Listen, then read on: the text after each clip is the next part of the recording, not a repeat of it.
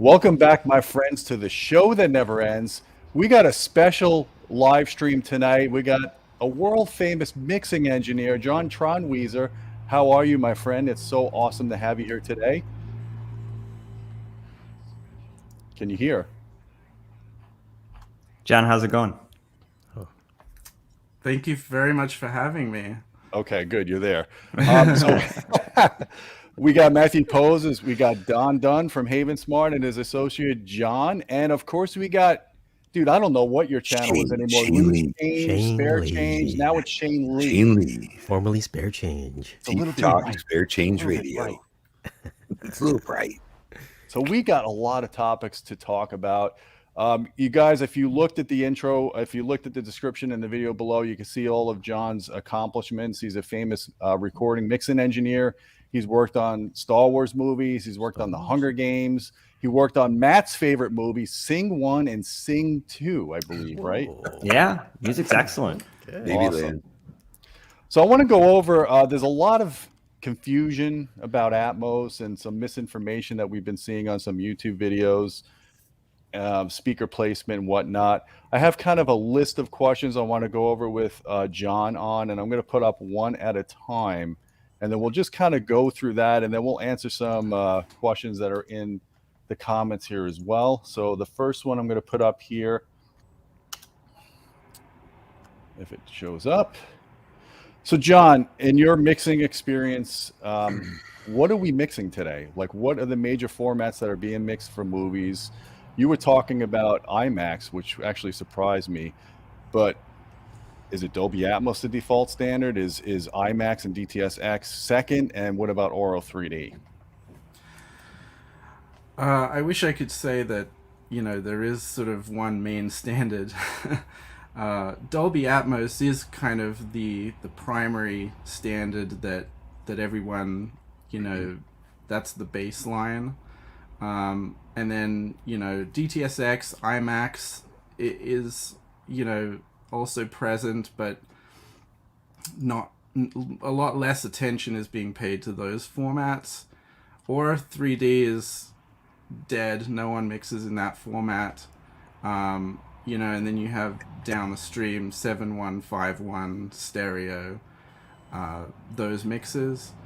But, it also depends on what content you're producing for, whether it's theatrical or home entertainment.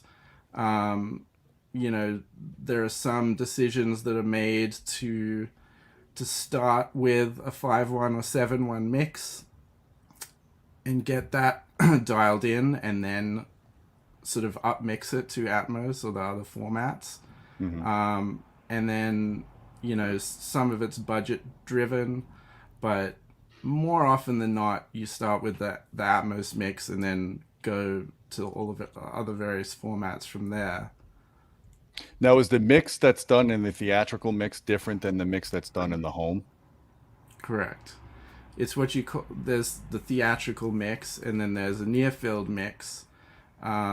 Depending on how much time you have, depending on, the budget of the project, sometimes, like a lot of content now is either direct to streaming platforms, so we'd focus on the near field mix first, and then, some platforms want to have a theatrical version as well if that's going to be released at some other time, or for archival purposes, or if it's for theatrical, we'll start with that and then do the near field afterwards, and the M&Es and all that stuff. Now, when you do a near field mix for a home, is there a certain speaker layout that you're anticipating on people are going to be playing this back? Like, do you optimize it for a 7.1.4 mix, 5.1.4? What's kind of the gold standard for mixing for home mixes for Atmos? Sort of the near field standard is 714. That's, depending on the dubbing stage that you're mixing on will obviously have more speakers than that, because that's you're in a much larger space. But the Dolby Atmos renderer that you're using in the home entertainment renderer is generally set to 714. Right. 712 is really the Atmos bed, and then when you add speakers from there, then it's object based. Oh, interesting. Okay. So there's So- definitely advantages to having 4 height channels over 2. Yes, yeah. I mean, there's a lot of confusion because even if you have a 712 format, it's Atmos, and you would still obviously be able to hear objects, but those that panning is basically could be creatable using the bed. You don't really need objects for that. Objects are generally used for 2 things and 2 things only. One, atmospheric sounds that you want to fill the space, fill in the gaps with extra speakers. And then point source sounds, whether it's sound effects, things whizzing by, very particular effects that you want to fill in that space or localize better. Mm-hmm. So some mixes have objects, some are static, they're fixed. So with the 7.2 layout, you would have to add objects in order for that to expand out into larger systems. Am I correct on that? Otherwise, it's locked into 712. Yeah, so if you were just hearing the bed, which is 712, and you had a 916 system, the Atmos renderer basically just fills in the speakers. It doesn't. If you don't have object content, you won't hear any information in the additional speakers. Right. You have to assign those sounds as objects. Then that will play through those additional speakers. And that's a lot of the understanding that people don't have, especially when it comes to music or soundtracks. A lot of soundtracks are not really mixed in Atmos because you don't want instruments flying around the room. You just stick with the bed. And so, if it's an Atmos mix, you would only be hearing music through the bed, unless it was mixed in a way that it was utilizing objects for, I know some mixers will put choir in the ceiling speakers to get it off the screen, so you can kind of get that size from above you, and sometimes push things wider off the screen so that you're getting out of the way of dialogue or sound effects happening. So it can be utilized strategically like that too, but people generally shy away from a lot of that because the way it translates down is not always desirable. Well, here's a question that's in our group here from Home Theater Gurus. He's another good guy that runs a YouTube channel that does very instructional and educational videos. He's asking, can you comment on the claim that objects can't be placed between top front and LCR and the top rears and surround rears? Basically, there's large gaps where objects can't be placed. This comes from a YouTube video that some other guy, Techno Dad, did, that he's got, not Pro Tools, Logic Pro. And he thinks because you only see objects in certain locations, that speakers should only be placed in those locations, like the corners of the room. Otherwise, you're going to have big gaps because there's no virtualization between speakers to fill that in. Objects can be placed anywhere you want. All of the speakers can be taken advantage of using objects. The point of an object is that, if you have, let's just say, a 714 system, if you want something to go from front to back and you assign it as an object, it will go from the left front speaker to the right rear or to the left rear speaker, or wherever you want to position the object. The difference is if you pan something from front to back using the bed channels, and maybe the analogy is better only in a bigger room where you have more speakers. If you pan something from front to back with the bed channels, then it will skip speakers, because let's just say you have five surround array of side surround speakers. You will only hear content going from front to back on the bed channels, not all of them. Whereas if you're using objects, it will, scale it like a vector and move from front to back, sending that sound through every speaker. Mm-hmm. If that makes sense. That makes Yeah. sense. Yep. Can I ask you a quick question? No. As an integrator, we literally put in hundreds of surround systems a year. We put them into more often than not, dedicated theater rooms where we can more closely adhere to a Dolby spec or specification for speaker location.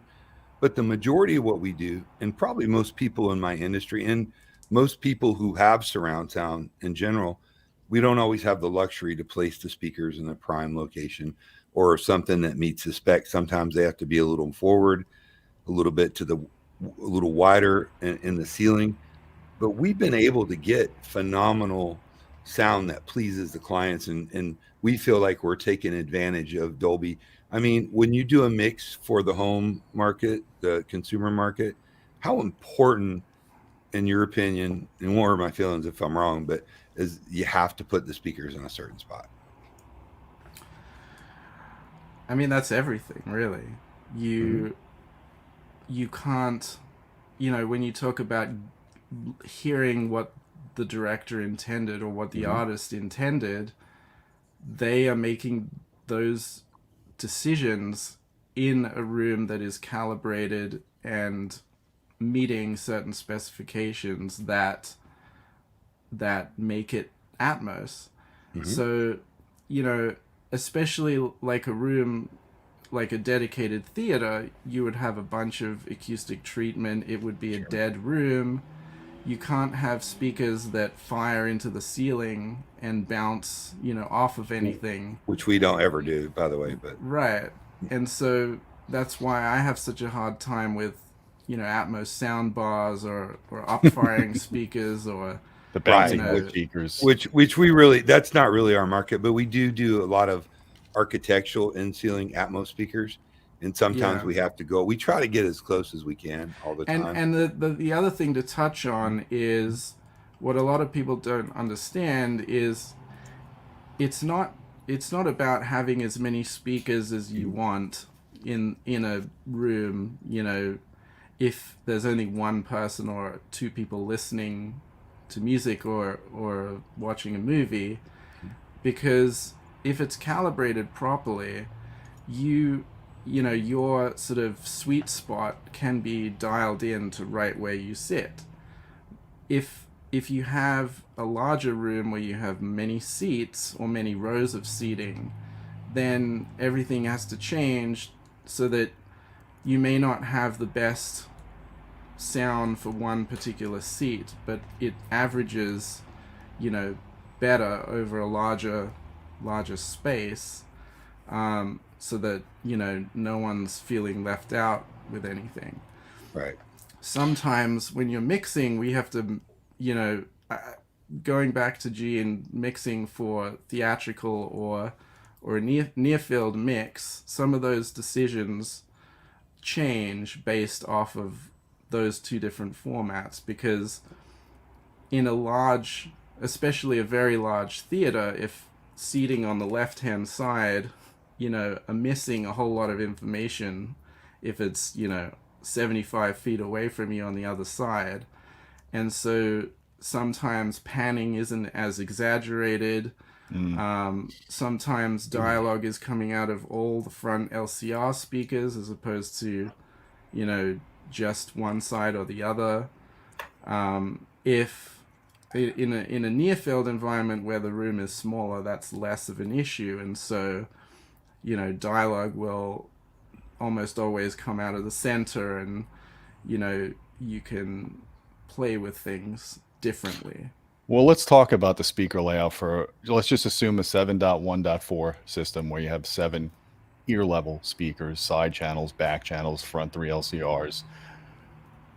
What are your guidelines on the 4 height channels? Do you follow kind of what Dolby says about using in ceiling?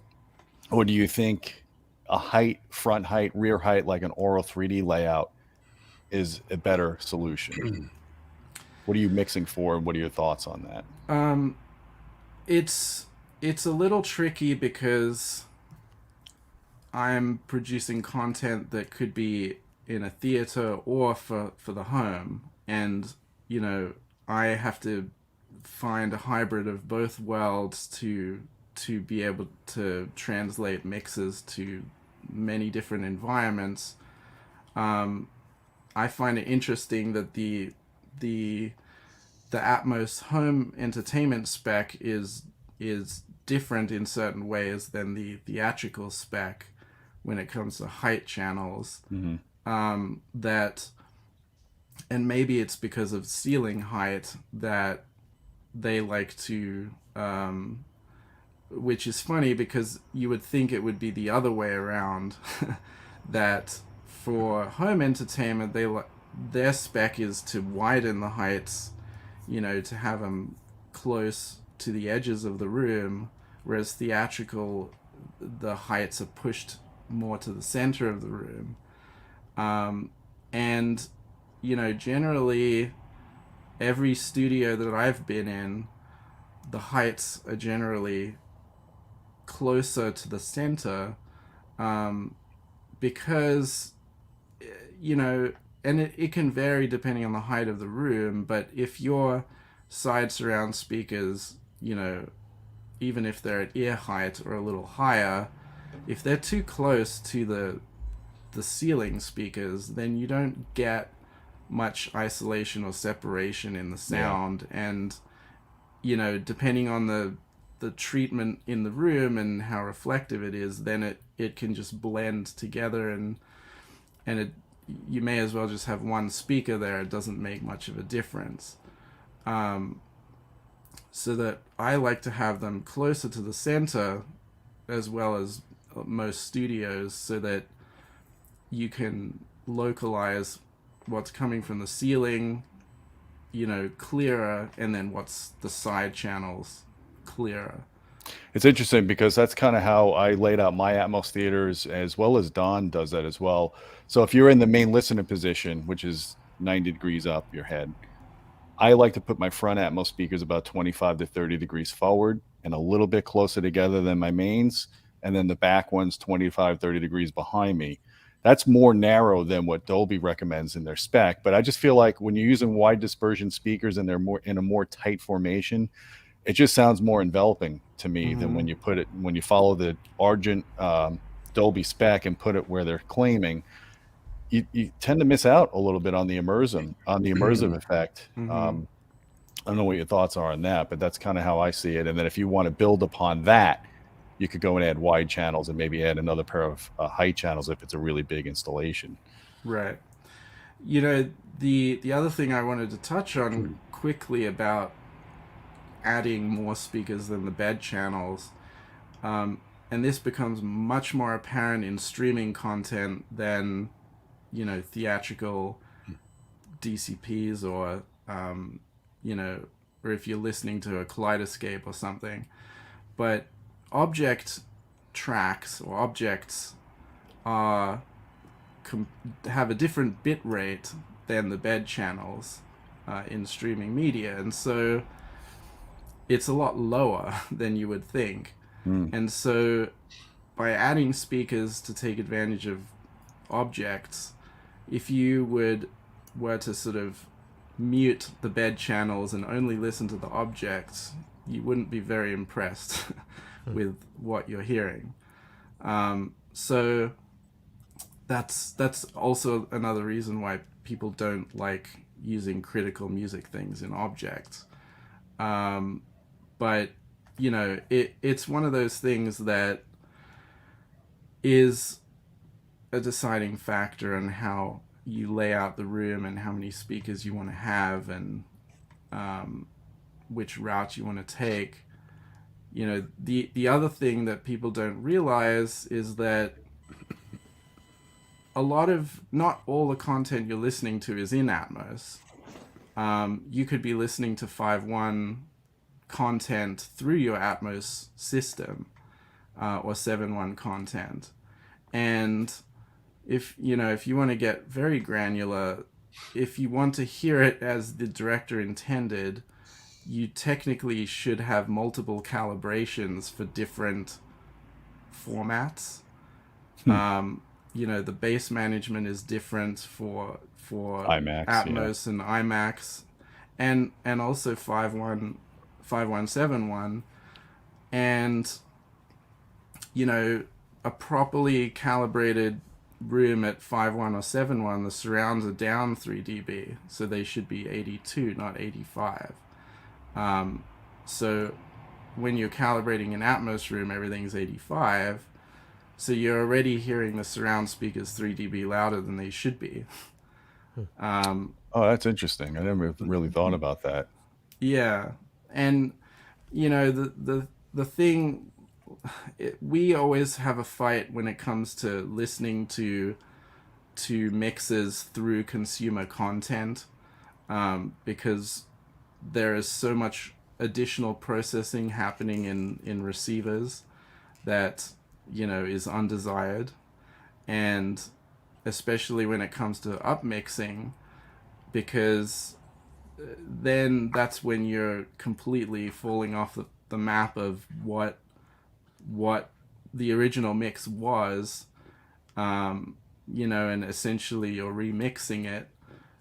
If you're watching a 5.1 movie but you upmix it to, you know, Auro or Atmos, then you're just, you know, the box is doing something that it's everyone's guess what it's doing. Right. Here's a super chat I want to address here. It's actually an interesting question too, because it relates to how we met. So super chat from Sergi, appreciate that. Sorry if I asked already, what speakers and amps does John use when mastering content? So the way I was introduced to John was he purchased one of my consultations because he was setting up a mastering studio in his house, and we were talking about, you know, all the different aspects of setting that up. Then we brought in the big guns. We brought in Matthew Pose because he wanted to isolate that sound of that room from the rest of the house.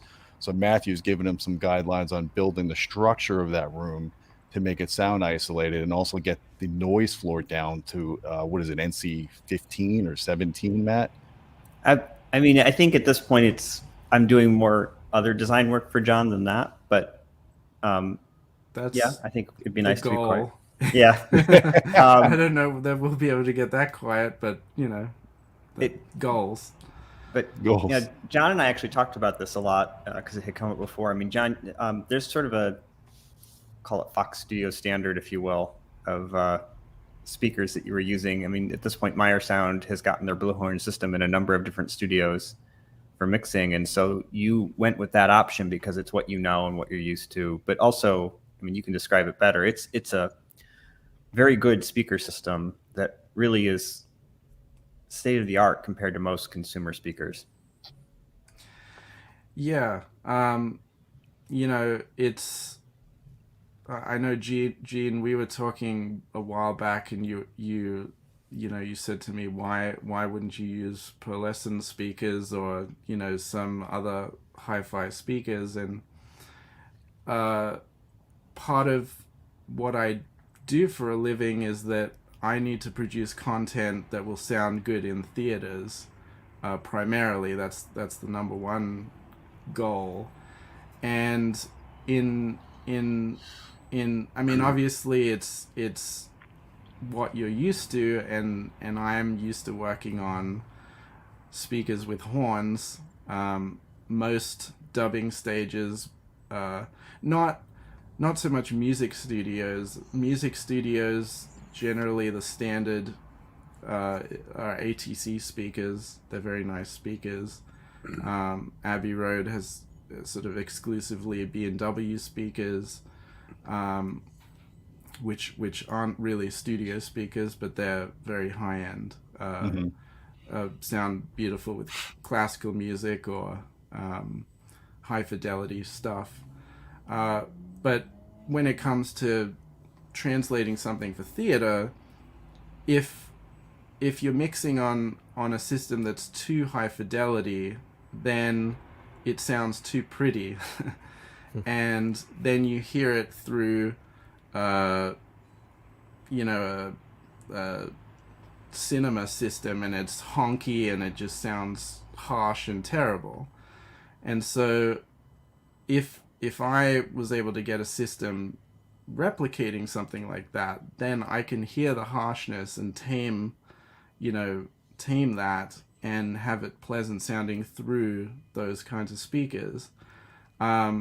There's the general standard of a lot of high-end dubbing stages have Maya systems, not necessarily the Blue Horn, but their line of cinema speakers.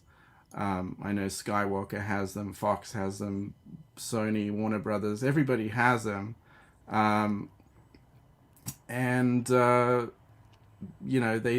If they're all calibrated properly and they sound great. Blue Horn is, relatively new, and they have sort of put these horns on steroids and have a bunch of DSP processing to do phase alignment and all that kind of stuff. Right. And every piece of content that I've heard through these speakers, they're very clinical, but you can really dissect a mix very easily using those speakers, and it may require a little more time and effort to get the mix sounding right, but when it sounds right on those speakers, it sounds right on everything. Oh, that's interesting. As long as they're good speakers. Yeah. There's some bad speakers nothing will sound good on. Well, I think for those that aren't familiar, the Meyer Sound Blue Horns are an unusual horn waveguide speaker. They're a fully active design, which, Gene, I know you like that idea. Mm-hmm. They use Meyer's proprietary DSP processing, but conceptually, for those that are used to what an active speaker would mean in this case, basically the system response has been zeroed out, so it's a fully flat response on axis. It's a waveguide design that's been done well so that the off-axis response stays consistent, but the phase response is actually flat as well. So they've corrected the phase response on that speaker. And so I'll just say, for those who want to use these in their own house, it's kind of a pain to design for and do well, because like when John and I were going through the design of his baffle wall, we had to fit into, it's going in your house. This is not like a large studio space where we can space everything out. And so we're taking the kind of standard design that Fox might use, and like you're seeing this giant baffle wall with the speakers everywhere, and then you scale it down to a more residential size baffle wall, and it's like you've got these bass drivers in the corners, you've got bass modules that have to go in the left, center, right position, and then you've got the main modules that sit on top of that. And I was saying to John, I'm like, I kind of want to keep these static, and then I want to turn the LCR so they're aimed correctly to you, while the left and the right. And he was like, well, they really need to stay in line with the bass modules though, because it'll mess up the response. And so we had to have like a whole series of emails. I had a phone call separately with the guys at Meyer Sound, because that phase correction they do is assuming that the speakers are sitting on top of the bass modules perfectly aligned. And the moment you start playing around with things, even an inch here or there, the results can become kind of unpredictable. So done right, great speaker, but like totally different from what people are typically used to in a home. And also, that comes back to speaker layout a lot. When you're trying to zero in on like a mix position or a one or a small seating position that you want to be as accurate as possible, you should toe in speakers to face the direction where you're sitting. If you have a much larger area that you're trying to cover, then yeah, it needs to be, if not facing straight, angled out further. It depends. The dispersion is different depending on what speakers you use, but even these ones, if you have them, flat, we've tried them out and calibrated them, and you don't have the same phantom imaging that you do when they're towed in a little bit. Yeah. Okay. So somebody brought something up, and I think most folks won't know what that means, but they said that they don't see Meyer sound listed in Dart anymore. But my understanding from you, John, is Dart isn't really a requirement anymore either. I mean, maybe a thing. Dart is a Dolby spreadsheet basically for filling out what you've done for the room to make sure that the speakers are in the right location. In the old days, as I understand it, it was used to kind of certify that you could mix Atmos in the room. But I think you told me it's not used anymore. It's fairly recent. Probably COVID, got rid of that because everyone was mixing stuff from home, and the standards went out the window, and everyone was scrambling to get, like myself, trying to get a home studio set up.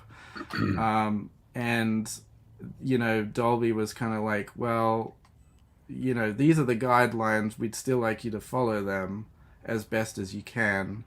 But, obviously, like I have a fireplace in the room that I can't move.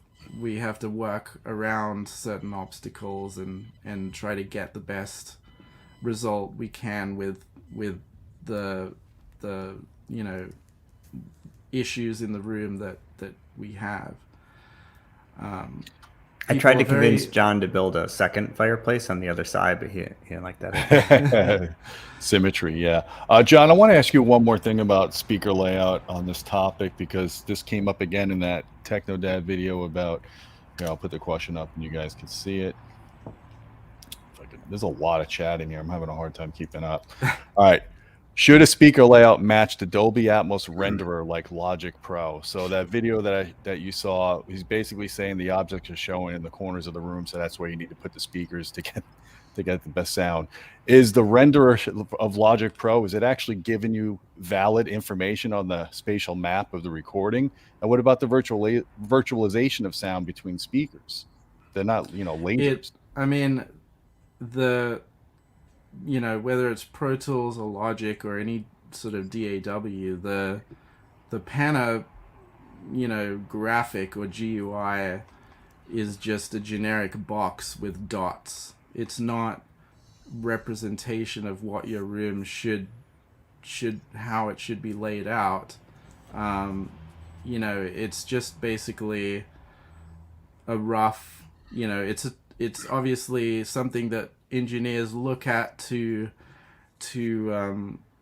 pan, whatever, but it's just a generic box. In Pro Tools it's a cube, and it just gives you a general idea of where you're placing something, but ultimately you're gonna use your ears and pan the sound effect or whatever instrument to the location that you want. So it's there as a guide, but it's not showing you what your layout should be. Yeah, that just makes sense because we have standards for a reason.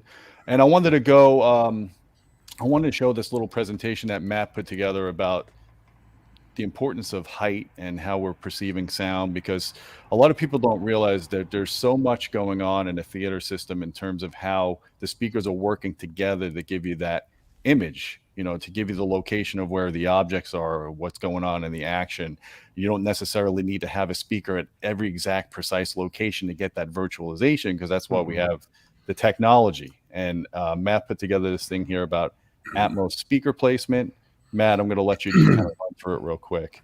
Sure. And just so everybody knows, Gene asked for these slides like 2 hours ago. So that's how I happen to be putting I was doing actually some reading on this in the literature. And that's what happened is he sent this message to me. And I'm like, oh, that's funny. I'm reading about how we hear sound virtually. And this is something, of course, I know and I'm familiar with, but there's lots of literature coming out constantly, and it's always good to stay on top of it. So this talks about the psychoacoustic mechanisms of elevation. So a lot of people already understand that the azimuth, that's this angle here. I just realized I'm frozen, aren't I? Hold on a second. Let me fix that. Yeah, you are. All right. Should be good now. I don't know Yep. why it does that. So azimuth is this, it's this angle that you hear, like the left to right pans around your head, that kind of a thing. So that primarily relies on the interaural time difference and interaural level difference. We tend to use both. So it's not really one or the other, but if one isn't working right, the other will do. The brain is really good at dealing with that. So you can give the perception, for instance, of an object panning in front of you simply by changing the interaural level difference in that kind of panning manner, if you will, as you move from left to right. And there doesn't have to be the timing difference necessarily. You could do this with headphones and you'd see this. The object will appear to move. You can do the opposite. It's very frequency dependent because ITD and ILD tend to operate at different ends of the spectrum. But vertical is totally different. So we actually don't use ITD and ILD. We can't because our ears are on the side of our head for vertical stuff. So instead, we tend to use visual cues. That's actually a really important one. So important that in the absence of visual cues, we tend to make mistakes when we're trying to identify where an object is or is moving in the vertical. And we really rely heavily on HRTF, and that's head response transfer function.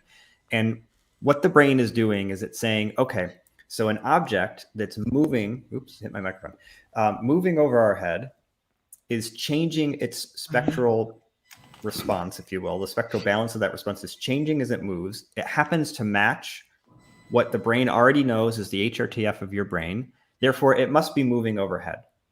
So one of the things that's important for that to be true is that the object that produces sound must be a real object that's actually producing sound as it moves over your head like that. If you take two speakers, for instance, one that's at ear level and another one that's overhead, and you pan between them, as the object moves between the two speakers virtually, the HRTF doesn't actually change because there is no actual speaker source at those different points between the speakers. So one of the problems with surround systems is that it can't really take advantage of the true HRTF. There's definitely a spectral shift for the speaker overhead versus the speaker in front, but there's not the gradual change as it moves between them. The other one is dynamic mechanisms, which is that the brain recognizes, this is how it does work for surround. The brain recognizes that as objects are being moved like that, that shift itself, that dynamic shift, is reflecting something that's moving overhead. But again, without the visual cue, we're so bad at this that there's something else, I'll mention this later, that happens, which is that the perception that an object is above you but in front of you could actually be perceived as behind you or even in your head. So minus something to help you understand it, you can lose what's called lateralization, the notion that something sounds like it's coming from outside of your head, or even you mix up whether it's in front or behind you. And I'm sure I've had this happen to me. You'll be like walking down the street and a plane flies overhead, and for some odd reason, it sounds like it's coming from the opposite direction of where it is, and then it suddenly snaps into a different position when your brain gets the cues it needs. Interesting. All right, so how good is vertical height panning? It's actually terrible. So again, minus those visual cues, if you take, this is how the studies are typically done. So you place speakers all around somebody's head, all over, above and below, usually space them out in distances of something like 15 degrees apart, and you give them a laser pointer. You pan the objects and you say, point in a dark room with the laser pointer where you hear the sound. And then you try to figure out where that laser is hitting and how accurate it is to where the object actually is. So it turns out when people do that, when they do it in the azimuth, we can be really accurate, like less than 2 degrees. When we do it in that vertical, you're lucky if you're within 10 degrees. And it's actually very common, especially with certain types of sounds that are produced, like certain filtered pink noise, that people are way off, like 15, 20 degrees off. I just want to touch on one point when you brought that up. And maybe let me know if we should talk about this later, but everything we've been talking about was Atmos for a theater with physical speakers, but this acts very differently when you're listening to Atmos in headphones.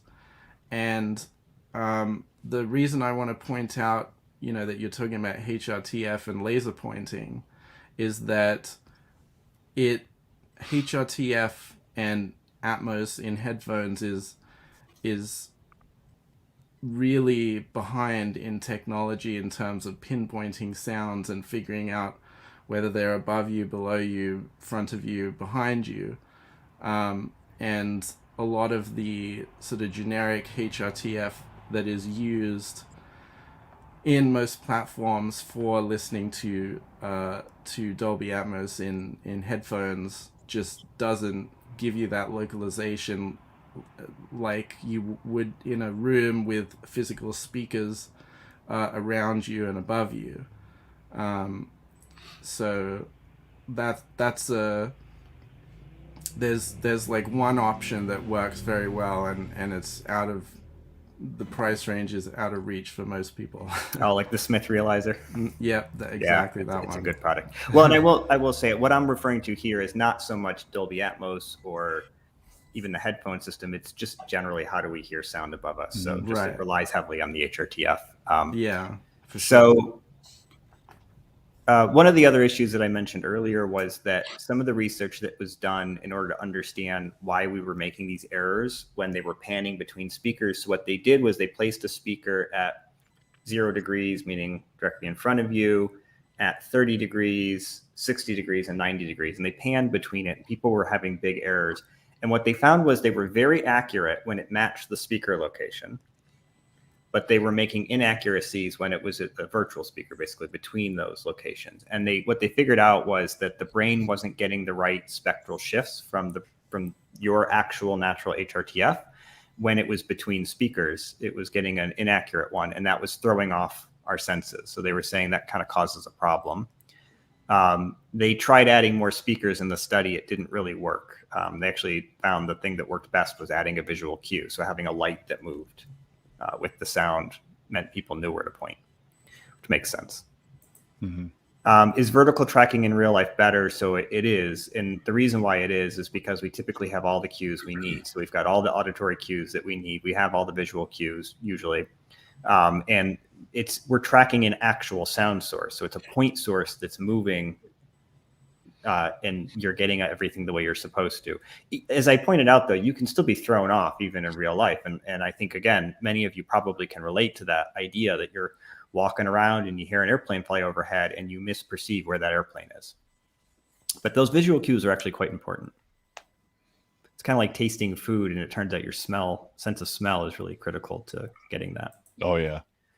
So what about depth cues? So this is another one that's interesting. So Gene, you've talked about this, and John, I'd be curious what your thoughts are in terms of where this comes from. But, you know, I did a bunch of lit review searching, if you will, on depth and proximity. And I kind of want to separate those because in a sense, they're different concepts. And everything I've heard, including we've had an expert on here before who's talked about this, was that for the most part, surround systems are not engineered correctly to provide us with the cues to perceive proximity. Proximity being that idea that you could place an object such that it moves, for instance, from the corner of the room to your ear, and you could have this object whisper in your ear. And if you're sitting in the theater, you would actually hear it as if somebody has just come up and whispered in your ear and, let's say, moved away.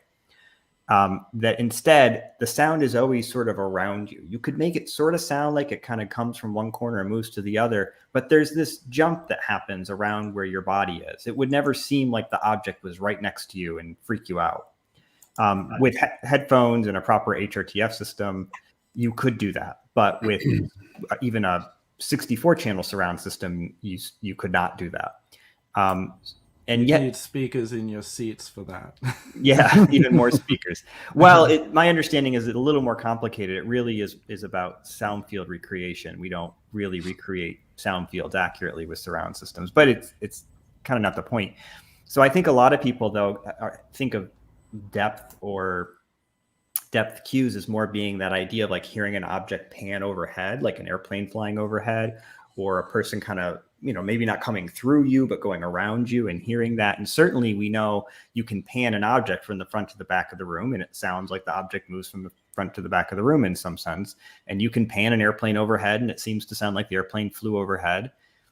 But then there's another kind of aspect of depth, which you get from, like, for instance, you're listening to stereo and you have that kind of depth of the soundstage. So the musicians are in front of you if you're listening to music, and you can hear them, and it seems like they're layered. They're not like flat right on top of each other. And I don't know exactly what gives us those cues. I mean, the understanding from what I could find in the literature was that in general, our ability to understand those kinds of cues comes from things like objects that are farther away have a higher reverberant to direct sound ratio, and the brain kind of recognizes that if you have two objects and one seems to have more direct sound and one has a bit more reverberant sound in the mix, that it must be farther away. There's visual cues, of course, that would make sense. There's a that parallax. Right there is the difference between mixes and good mixes. Yeah. Is that can do trickery to psychoacoustics to getting that effect with the same signal. But there are tricks in doing that, but yeah, it is very tricky. Makes sense. So sounds like I was onto something then with some of those ideas of where it's coming from. You're saying that's a part of how you mix. Yeah. Yeah. That's trying to create that virtual world that, it has to be nuances like that of trying to get depth and distance, Also, when you're mixing music too, that, you can't have everything up front and in your face. You have to give certain instruments the feature, and then, if there's a solo or something, they're up front, and then you put them back in the mix and get that depth, and space. Yeah, that makes a lot of sense. So, all right, so that was what I wanted to say about depth. I will say this parallax-like motion was kind of a neat idea, and that's, if you guys look that up, you can look up something like perception of sound depth parallax, and you'll find the article I found on this. But basically, they did some experiments to try to figure out what are the various ways in which we perceive objects that are moving closer to us. And they figured out that basically the sound of an object that's closer to us is different from the sound of an object that's farther away. And as it shifts from far to close, the brain recognizes that shift in what's happening, and so is able to tell. They said it works very similar to visual parallax. Objects that are moving more relative to the background are closer, for instance. So front to rear reversal and in-head localizations, I mentioned this before. Vertical tracking is not that great, to the point that we sometimes make errors with it. It's one of the reasons why like Atmos music sometimes doesn't have the same degree of realism that an Atmos movie soundtrack will, is that minus the visual cues, some of what you're getting in the movie you're missing. All right, takeaways for Atmos placement. So the exact locations, I think, John, you said, I mean, the locations are important. I don't want to understate that, because I think Don was getting into this idea that, practically you just have to kind of place them where you can place them. And at the end of the day, you still get a pretty good sounding system, which is true. But I think what we were talking about was how accurately can we recreate, John, what you've created in your studio.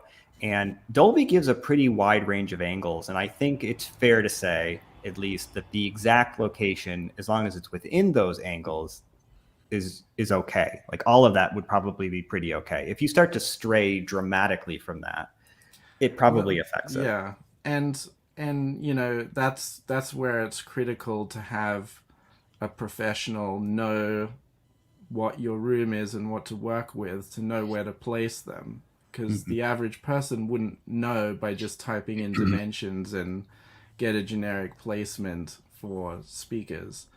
I'm not following the Atmos spec because I have obstacles that I have to, get around. But I have the experience to know, well, that's okay. I can put them here and it'll be okay. So there is a wider threshold to, putting things in different places, but it varies depending on the room size and what you have in there. Yeah. So one of the things about having the speakers all too close together is that you mentioned this earlier, John, is that it tends to make it really hard to perceive any sort of separation between those speakers. So there's nothing to pan, basically, when they're just too close together. And you're not going to hear that shift. So in some sense, I think getting those speakers, those Atmos speakers, out farther so that the angle relative to the base layer is a little bit smaller could make the pans a little bit more consistent and smooth, but you're not going to hear them as strongly either. I know for you, what you said was you like them closer together. Now, that's partly because that's how it's done in cinemas, but partly because you need to hear the Atmos channels separate from those base layer channels. And if you can't clearly hear those, it's hard for you to mix for that. So you made a conscious choice, you were saying, correct, to keep them closer together. Yeah, and you know, there's another point of view that's very difficult. You know, when you have multiple side surround speakers, depending on where you're sitting in the room, some are in front of you, some right up to the side, and some are right in the back. And you know, let's just say I'm mixing something in 5.1. Let's just say music. The imaging that you're getting, you know, if you look at sort of the spec of what 5.1 should be, you have 3 speakers in the front and 2 speakers in the back. And the confusion, there's still confusion in the professional world when you then go from 5.1 to 7.1 is, well, what's the side channel and what's the rear channel? Because if my surrounds are in the rear and I'm adding side surrounds, is 5.1 in the are the surround sides or rears? Yeah. And if you keep that in mind and listen to listen to the music specifically in a bunch of films, some films you'll hear no music in the rear speakers and only in the sides, and some the other way around. Oh, that's funny. And it's not consistent. Some mixers think it should be one way, and some mixers think it should be the other. So, you know, but that's also a different thing. But if I'm trying to create a soundscape that wraps around you, if you have side surround speakers too close to your front speakers and in front of where you're sitting, you're getting a different phase and soundscape, you know, because you're hearing things that are delayed, but they're actually in front of you instead of behind you. And sometimes that could be a negative effect because you're not hearing it the way it was recorded and the way it was intended on being heard. Yeah, I think there's a number of surround music formats that have been put out over the years that when you look, they would, you know, back when we used to have discs, there would be like a little liner sleeve you'd pull out and it would tell you the format they wanted. And I remember it was frustrating because you'd look at it and some of them had a 5.1 format where they were using side speakers, no rear speakers. Others had rear speakers. Some had 4 channels. You know, it was just front and rear. That was it. It was basically a quad. Mm-hmm. Some created this kind of frontal array, and it's like, great. So I have this CD from this company recorded in Japan. I got to rearrange all my speakers now to make it work correctly. And apparently it all came from different engineers having different ideas about what would work well. Yeah. And just touching on that a little bit, when something is mixed in 5.1 in a dubbing stage, the way those the calibration that you listen to when mixing in 5.1 or 7.1, they actually turn off the speakers that are in front of the side surround speakers that are in front of where you're sitting. So you're not hearing content through those speakers. You should only be hearing them either, you know, to the side of where you're sitting or slightly behind where you're sitting. You're talking about the wide channels? The side surround channels. Oh, okay. Well, and something I want to mention is this is probably worthy of a separate conversation, but one of the reasons, some of the early research into surround sound, they had tested different configurations to figure out people's perception of the accuracy of the space. So not object placement, not panning tracking, but like, did they correctly perceive the spatial qualities that were being created in this recording? And they were contrived recordings. It wasn't real stuff. It was just trying to place people in a kind of artificial soundscape. And the research that was done, Floyd Toole has mentioned this in his book. So if you've looked at it, there's the NHK research on it. There's some other work that was done. There's some more recent work as well that's been done on this. And the findings have been actually pretty consistent over the years. It's just as time went on, they kept testing higher and higher channel counts.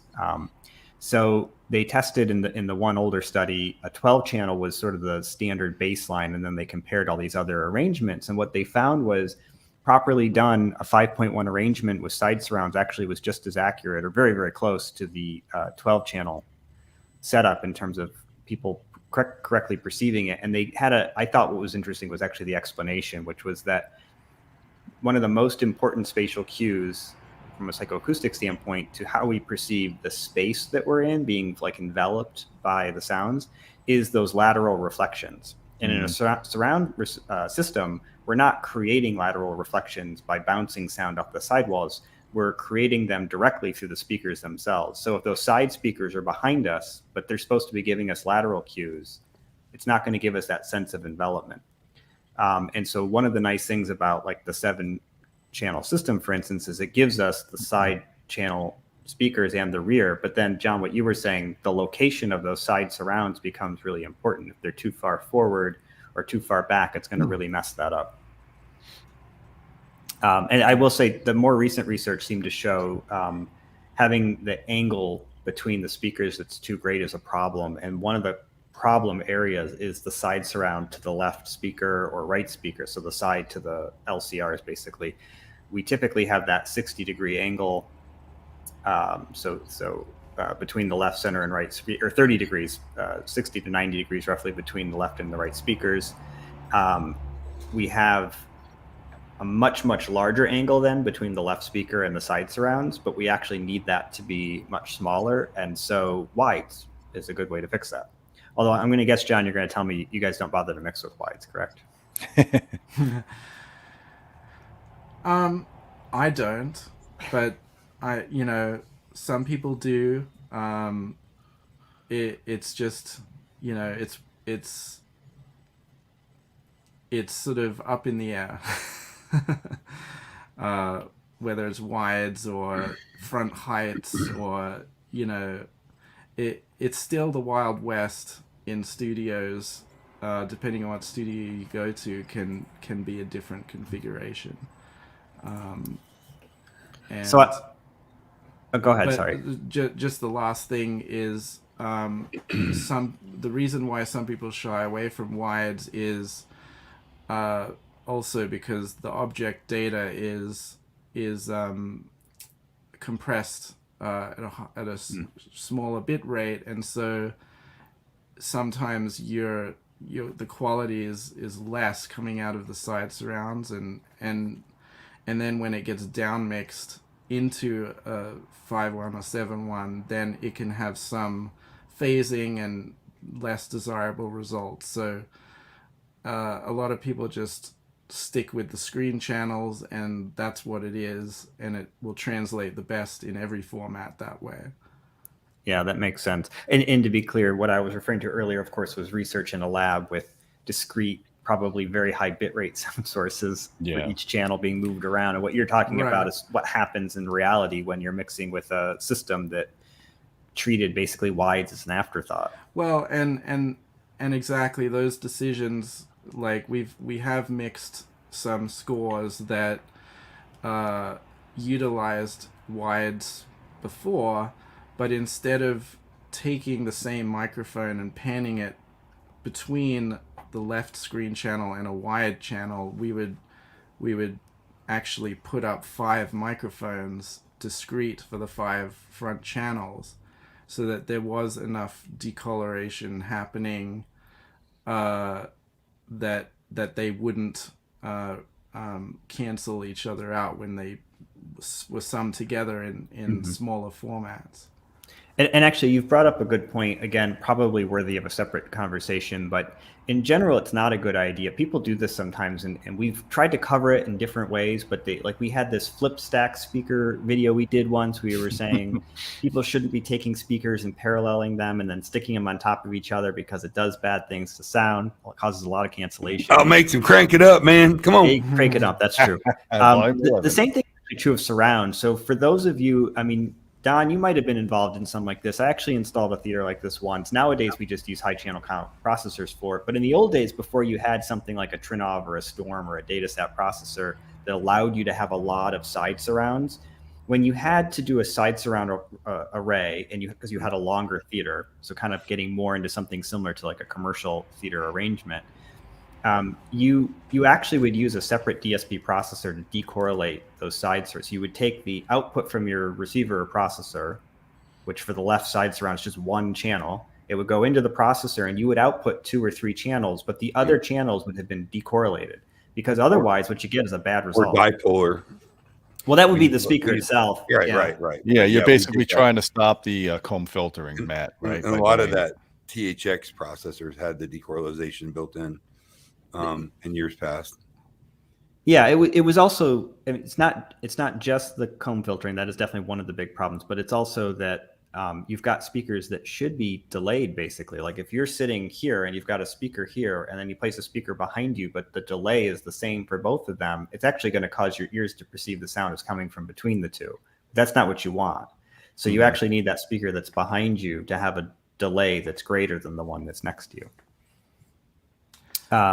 That's where calibration is critical, because if you just, a lot of those, I've never used in my life one of those, microphones that you get from buying a receiver to put them in and do an auto calibration. It never works. It's always terrible, and it doesn't get you what you want. And, unfortunately, it costs money, but by doing calibration, that's what you would be able to solve those issues and see if the delays are right and if frequencies are canceling one another out and getting the SPL right and all that stuff. So I made this last slide for you, John. So you and I had a conversation once where I was like, so what do you guys think when we tell you that we're like mucking up what you did? We decided to monkey with how things are supposed to be. And I think the nice gist of the conversation was we shouldn't be doing that. I mean, you can do whatever you want to your own system for fun. But... This is the thing that drives me absolutely nuts as a mixer, and I would imagine most other mixers, is that an example is if you get a rental car and you sit in it, and you at least the very first thing I do is look at the audio settings, and then I see the treble all the way up and the bass all the way up, and I immediately have to change what people are pre-configured. And I think that the tools are now available to all the consumers to tweak, and people like tweaking with things. And there are a lot of mixes that sound terrible, and people think they can make them sound better, and sometimes they do sound better. There are a lot of Atmos mixes that people, a bunch of mixers shy away from objects and are very subtle on any Atmos effects, and some go in the opposite direction. There's too much content in the surrounds, and so it's one of those things that, yes, you're an artist when you're creating content, and you have certain freedoms to do wacky things, but it's ultimately up to people's taste. Some may like it, some may not, but I think that's where it comes down to. If it's wacky, then that was the intention, and if you have it set up right and you hear the content wacky, that's how the artist intended for it to be. If you correct that, then it's different. It may be better, it may be worse, but it's different. The thing that I will preface is that a lot of people don't know if they're hearing it the way the artist intended, and are making critical decisions based on that. That's what drives us nuts, is that you know, people are like, oh, this sounds terrible, or who mixed that? That was just like, what were they listening to? And, you know, not realizing that either the AV receiver was, you know, having the concert hall effect on, and, you know, it sounded Yamaha. like The bathtub effect. right. And, you know, or you're listening to something that is such a low bit rate that everything sounds compressed, has no dynamic range, sounds harsh. And, you know, I would love for people to have the ability to hear it how we hear it, because that is the best experience. And that's why I have a hard time going to a movie theater or listening to music somewhere that isn't a professional space, because it's always a disappointment.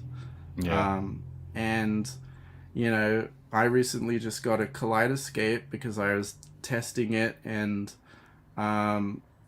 was blown away by how much, you know, better it was than Apple TV. And but most people will only listen to, you know, Spotify, low quality, or you know, Apple TV, you know, whatever streaming format it is, and make criticisms of it, and but not understanding the technology, and not understanding why it sounds bad. You know, and for somebody like me, I, even with, you know, working on amazing systems, I still have to listen to the mix in the car. I still have to listen to it on my, you know, MacBook. I still have to listen to it on a HomePod, or, you know, Apple earbuds. And unfortunately, I have to make compromises.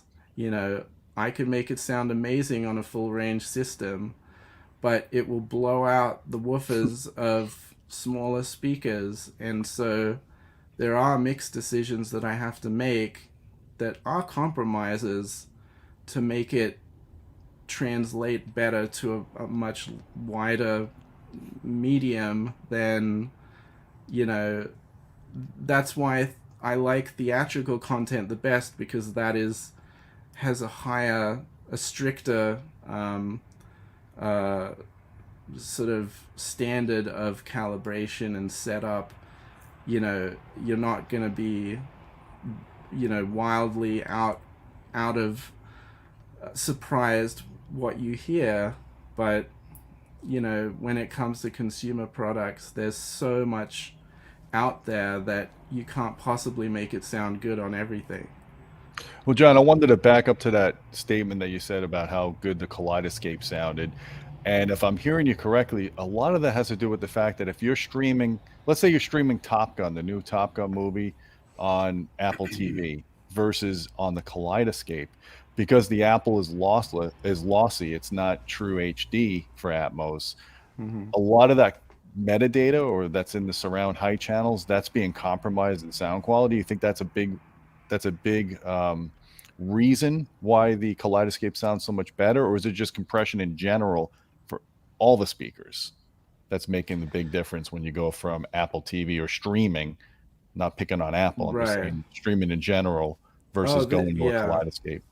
It's even the bed channels. I mean, I know Netflix, you know, recently upped their bit rate. It's better, but it's still not great by any means. And, you know, the one thing that I will say that I have to, that is difficult when you have like a receiver where you have multiple sources going to the unit, when you do a calibration, you generally, I mean, I know how to do a professional calibration. I don't know exactly what tools you use for an AV receiver, but one thing that I've noticed is going from Kaleidoscape to Apple TV, I cannot use the same calibration with both devices. They are authoring the content differently. Holy cow. And you know, the sub information is different, the level is different, everything about it is different, and some of it has to do with the bit rate, that the frequency response is different, especially in the low end. But you know, when it could be up to 6 dB difference. So if you're calibrating to, you know, for one particular format, it may be different from device to device. That's interesting. So when you're mixing theatrical, are you mixing separate theatrical and then separate for a near field mix, or is it like an automated process that goes from the main theatrical mix and is automated downwards? Depends on the budget. I can always tell when I'm hearing a theatrical mix through a streaming service. If you mute the center channel and still hear dialogue, it's generally a theatrical mix. Maybe more so in the past, but now there's generally I hate to do percentages because it's different depending on what it is, but most of the focus is on the theatrical mix. Unless it's a direct to streaming thing, then the focus is that. But for a big title, it will be Atmos theatrical.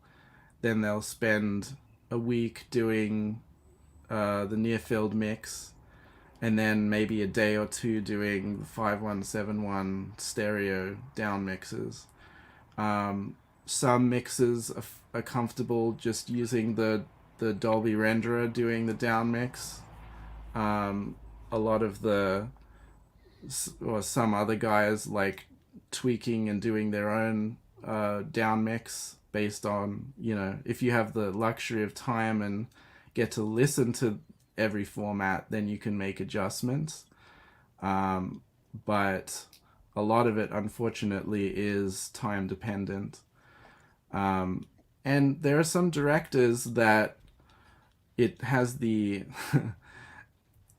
We always like the directors to leave when you finish the theatrical version, because if they think that you have another week or two doing the other versions, sometimes the notes that they didn't have time to address in the theatrical version, they'll try to sneak them into the other versions. And, you know, they're not huge things, but they could be subtle changes that are made.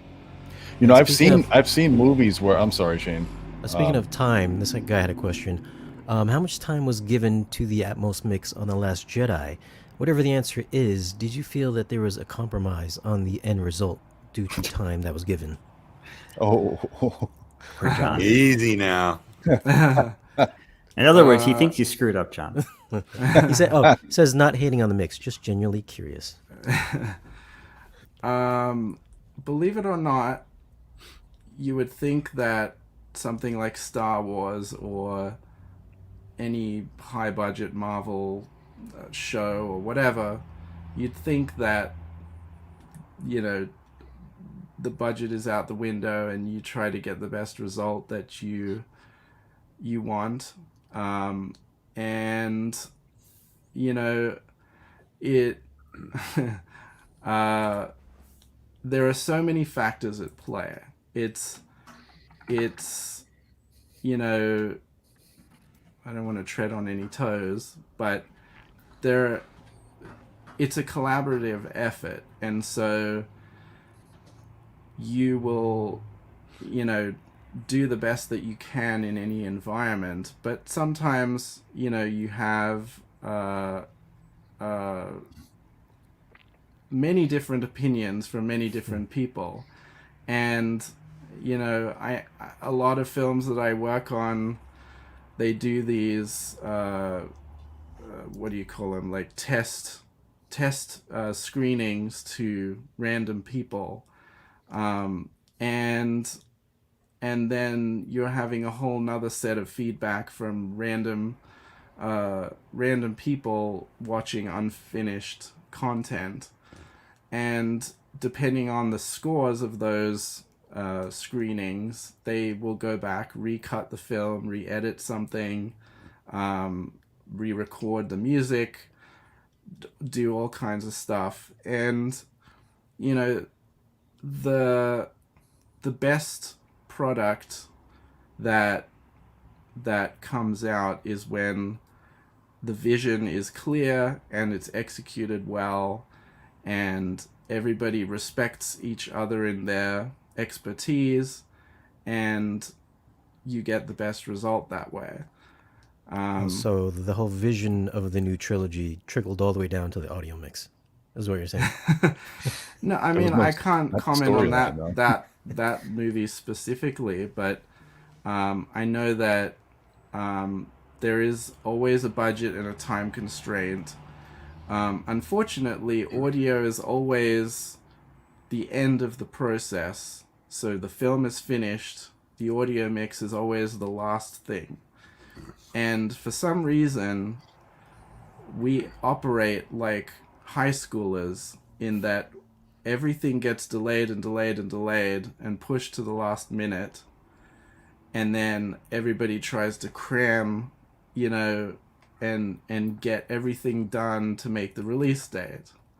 You know, there's been one project I worked on maybe 10 years ago that that we literally, if we don't get the files by this time on this day, it won't make the release date. And so, you know, that's when you just do the best that you can, and it is what it is. You know, but we're also finding that a lot of filmmakers don't have the best education when it comes to audio and all of the things that we're talking about. And so, you know, I've had producers email me and say, you know, so I'm listening to this mix on my laptop and I'm not hearing enough bass, and then I'm listening to it on my home theater and there's too much bass. And, you know, then you have to have that conversation. It just it's really, another one that really kills me is the monitoring level. 85 decibels is the standard for how content is mixed or monitored while it's mixed. For theatrical, if it's TV, sometimes it's 80. But that is very loud for most people. If you have a dedicated room and no neighbors, great. You can play it as loud as you want. But I don't want to say played a trick, but I used this as a tool for a director. We did a playback of the film, and I had secretly turned down the monitoring level 3 decibels, and because it was a kids film, and in commercial cinemas they don't play kids films at 85. They usually play it at 82 or sometimes 79, depending on where you go. And then you turn it up when you're mixing it so we get it back?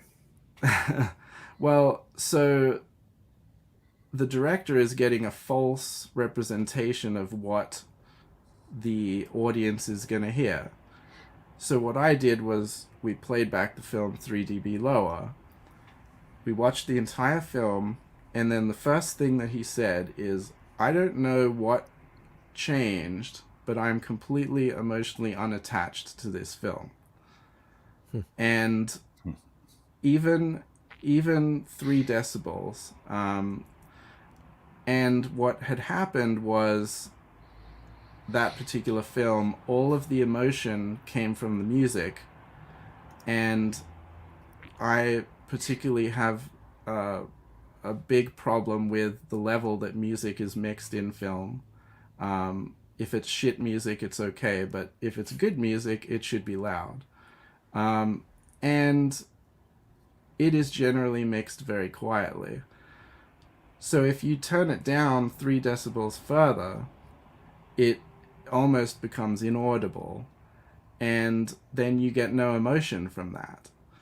So my response to that is, well, if 95% of people are listening to it this way in the theater, then the music should come up globally 3 decibels. Then you'll get the emotion back. So the monitoring level makes a big difference in your experience to what you're watching. And if you have a TV on in the background and it's 70 decibels, you're not gonna have the same effect as in a quiet room when it's 80 or 85. You're not gonna have the same headroom, dynamic range, everything like that. So I don't know. I went on a little tangent here, but part of that is there. Lately, there have been a lot of releases on 4K or digital Kaleidoscape that the bass has been capped at like 30 hertz. Is that a thing? Is that very different from the theatrical mix, or where does that decision come from? Where do you think that came from? That's not a decision I'm aware of. Can you give an example, Shane, of a movie or two? I don't know, Top Gun, Maverick. There's no bass below 30 hertz in Top Gun Maverick? You know how those guys come up with that BEQ thing where they try to resolve bass back from below like 30 hertz or so? Like that's is that's that a movie. Kaleidoscape thing, or is that That's just like in general. It's like a lot of films lately. I do know it's that a claim that they make. It may not be true. Exactly, yeah. I do know that filters are used for certain things. I mean, a lot of that's part of the mixing process, but there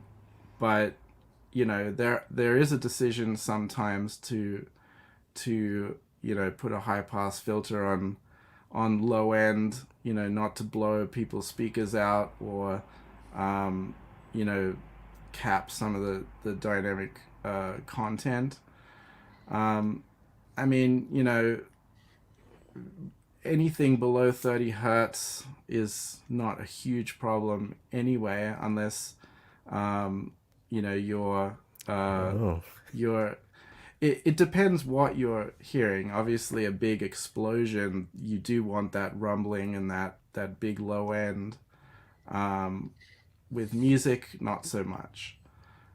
So, John, a quick question on that. So one of the trends, I guess, in home theater playback is adding infrasonic subwoofers or speakers designed to play below 20 hertz and into the feel zone versus the hearing zone. I know really that big ones. Really big, yeah, really starting at 24 inches, going up to 80 with certain companies. It's not a joke. They really are that big. No, it's a real thing. I've seen a picture recently of probably the 50 from Cedia. But is there a lot of infrasonic information that is in these mixes? I know that I've read some stuff that there isn't. Certain movies have it, certain movies don't. One thing I saw recently was infrasonic bass down in Top Gun, the new Top Gun Maverick. Right. So is that a thing that's even an issue within the professional realm? I mean, I can't say that I've been to a studio that's had a sub that big before. Generally the bass end is always very controlled. It's not, you do have to push 100 plus decibels out of a sub. Generally we have multiple subs, so we're not overloading and having distortion on any sub. But that's one of the things that is very up to the discretion of the mixer in how you treat the low end, and whether you decide to filter off some of it. Those decisions are made more for home entertainment rather than theatrical because of the spec. And you also don't want people's subwoofers exploding at home. One demo you don't want to play is the Dolby Atmos Amaze demo. That'll take woofers out of their spider, blow them out. Yeah. They didn't control any of the LFE in that one. Right. It's there's like a bazillion videos out there on bass end, and it's such a hard thing to get right.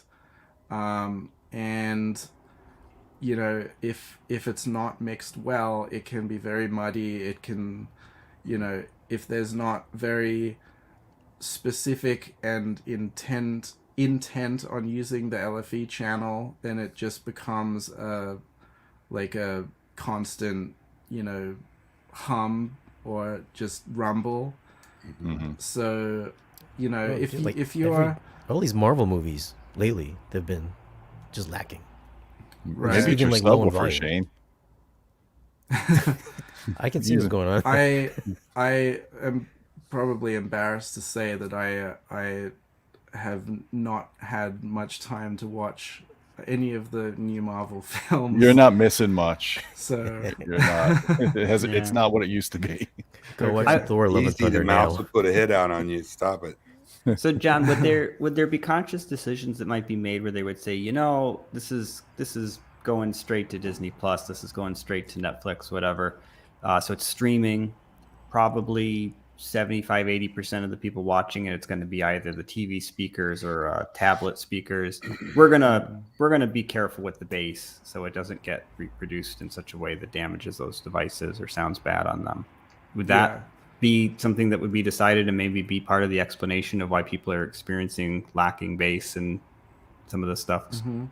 And like I said, also it's one of those things that when you have a playback, you have all the filmmakers, all the studio execs, all the producers in the room making notes, and generally they're sitting at the back of the room, and the bass end builds up more back then.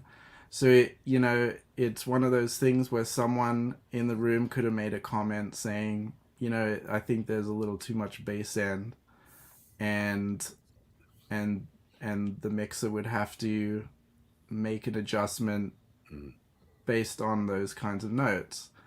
And it's one of those things that it may sound right in that room that it was mixed in, but it may be lacking elsewhere. I can't comment on that specifically because I haven't heard it, and I only just recently acquired the Kaleidoscape, so I'm hoping that when my studio is done and I can analyze this stuff even further, that I can comment, more particularly on we could definitely do a follow-up. We love Kaleidoscape. We put tons of Kaleidoscapes in, and I believe it hands down the best video playback device in existence that you can get. I know it's quite pricey in the consumer market, but it really is an amazing experience. Yeah, I mean that was one of the things that immediately was so shocking to me, and how different the bass end was using a Kaleidoscape versus other streaming platforms. Well, they claim they have more bandwidth than even a HD Blu-ray, Ultra HD Blu-ray. Yeah. If it's something that exceeds, I don't know, what is the capacity of a Blu-ray? 60 gigs, something like that. 100 gigs. Yeah. There's not very many films that exceed that. So like, yes, I get that they're, trying to promote that, but that may only be a handful of titles that. Yeah, I think it's like Snyder Cut and like Endgame, I think it's like over long runs. Right. Yeah. Well, I mean, we got a super chat I want to throw up here. It's just it's a funny comment. AJV, when are we going to get some floor speakers for our Atmos? And it's funny because that's where you hear the sound from rain, right? You hear when it's raining, you really hear it hitting the floor more than anything else. So why don't we have speakers on the floor? Hey, We also I had a mean, super chat from Chris. I don't know if you want to bring that in. Okay, you could do it. I don't even know where it is. I will say though, just before that, when it comes to, I think I read somewhere in the comments that somebody was saying, well, why do some Atmos mixes sound so bad? Yeah. And Because they didn't hire you, John. Yeah. I Well, I'm there's some content that I've listened to that I've done 10 years ago and cringe when I hear it. So we're all learning. Yeah, the easiest way to tell the difference is listen to Atmos music, like on through Apple Music or Tidal, and the difference in the mixes is gigantic. Well, here's the thing though. The thing that's tough about, and it's only getting worse, is that consumer products sometimes outpace professional workflows. Okay. And it's like 8K TVs. There isn't any or hardly any content on 8K. Well, it's the same thing with Dolby Atmos, is that so many music studios still don't have Atmos built into them. So what will end up happening is that you'll mix it in whatever format is there, whether it's stereo stems, 5.1 stems, and then you send it, to a mastering person, and they will upmix and create an Atmos version based off of those stems. Only recently, in the last few years, studios have started to upgrade their rooms and get Atmos setups. So there hasn't been a ton of content. Obviously the bigger titles, have studios that have that capability, but there is a lot of stuff out there that has sort of quote unquote faux Atmos or just upmixed surround content that wasn't mixed natively in Atmos. Yeah. Now you have record engineers that are more savvy to Atmos and even start recording with more microphones with Atmos in mind. Yeah. That's let me address this super chat so we can take it off the screen, and then we'll continue on that. How come even old Pink Floyd albums get the positioning right? Even things from the 60s. I have an immersive box set too, and listen in multiple formats, 9.4.6 system. So number one, Dark Side of the Moon was mixed by Alan Parsons, and that was like one of the most perfect stereo mixes. But he also mixed it. His when I watched an interview with Steven Wilson, who's another guy that mixes in Atmos music, he intended for that mix to be 4.0. So he did it for quad. He actually had that in mind when he did that mix. So anything that you're hearing, whatever version of that record you buy, you're either getting it as 4.0 or you're getting it as 5.1. There's no more channels than that. I mean, that's just kind of, they actually had discrete 4-channel recordings, whereas a lot of the older music didn't. It was stereo, and then they used a virtualizer to make it in Atmos. Well, and I think another important point is that the primary way that we position something or that we sense the sense of space that we're in is ITD and ILD. And normal stereo two-channel recording can hold all that content in. You add the extra 2 channels for like quad, and you can add in a lot of essentially the atmospheric stuff, all the things that kind of spatially immerse us in it. So it doesn't, I mean, we've understood that for a long time. We had the capabilities of accurately reproducing 3D spatial content going back to the 70s. So in the 60s, certainly there was a good understanding of the basics of that, I would think. It's funny because in the professional world, it is still desirable to use the equipment that was used in the 60s and 70s. I think that's, correct me if I'm wrong, isn't a lot of that sort of nostalgia? Like I play guitar. I love old style guitars that use the really old, like the 60s style pickups. I love tube amps. But like, is it technically better than a modern solid state amp and like a modern high tech guitar? Probably not, but it doesn't have the same like feel. I mean, this could be a whole separate topic. But when it comes to sort of space, reverbs, old reverbs, I mean, back in those days, they had echo chambers and rooms dedicated for creating reverb. And so the tools that you have now is just a digital recreation of that. But nothing ever really sounds better than the original thing itself, because it's a physical space, it's natural, and it will do exactly what you expect it to do. So it's been a sort of catch up game of the technology, the digital technology having enough horsepower to recreate that and make it sound better. But going back to sort of, there's now been, ever since Apple and Tidal have started doing Atmos streaming, all the record companies are sort of freaking out and going back to the archives, and depending on how old the media is, going back to tape even, to restore the original multi-tracks of various artists, and then creating stems of them and redoing the mix in Atmos, having all the various elements isolated, and creating a nice Atmos version of all of these old titles. It's really amazing when you look at like old recordings, like Sgt. Pepper's in Atmos, sounds like it was recorded yesterday. Or Queen, like Bohemian Rhapsody, or anything in that era. They've done a fantastic job mixing Queen stuff. Yeah, it blows my mind that something from the 60s can sound so relevant in our modern technology today. And if anyone's not streaming Atmos music and you're a music lover, you really should definitely look at doing that, because it's Don and I, it's 3:00 in the morning and we're sending each other links. Check this one out. This is a good one. Avoid this one. It's just, it's a fun experience. Yeah. Well, and the great thing is that those recordings were done so well, and they, like I said, the recording gear back then was all analog, and it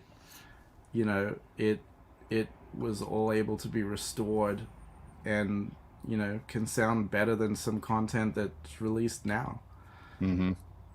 Some of it does sound really good. So I know we've run really long, and there's some people were asking a question over and over again that I guess we didn't address sufficiently, which was... Sure, pop it up. Well, I'll just ask it because I don't remember where it was there. It was basically, do the Atmos speakers need to go in the ceiling or on the wall? So let's just do a little thing here. So John, in your studios, typically, where are the Atmos speakers? Are they on the wall or in the ceiling? Mounted to the ceiling? Every single studio I've ever been to has Atmos speakers on the ceiling. Okay. Shane, where are your Atmos speakers? On the ceiling. Okay. Gene, where are your Atmos speakers? In the ceiling. All right. Don, where do you typically install? In the ceiling. All right. Mine too. So to correctly answer that, either could be correct. It depends on the angles. The walls would make sense if you had very low ceilings.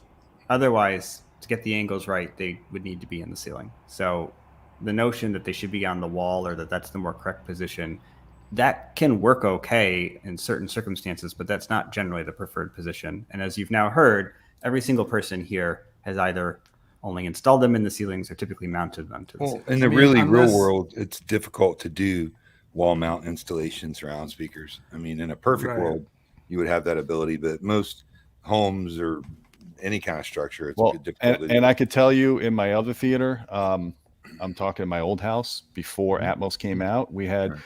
There's a rumor online saying that Dolby can't promote height channels because there's a patent with Auro. They're going to get sued. That's the most ridiculous thing I ever heard, because Dolby had height channels. ProLogic 2Z. Auro. ProLogic 2Z. People still talking about that dinosaur?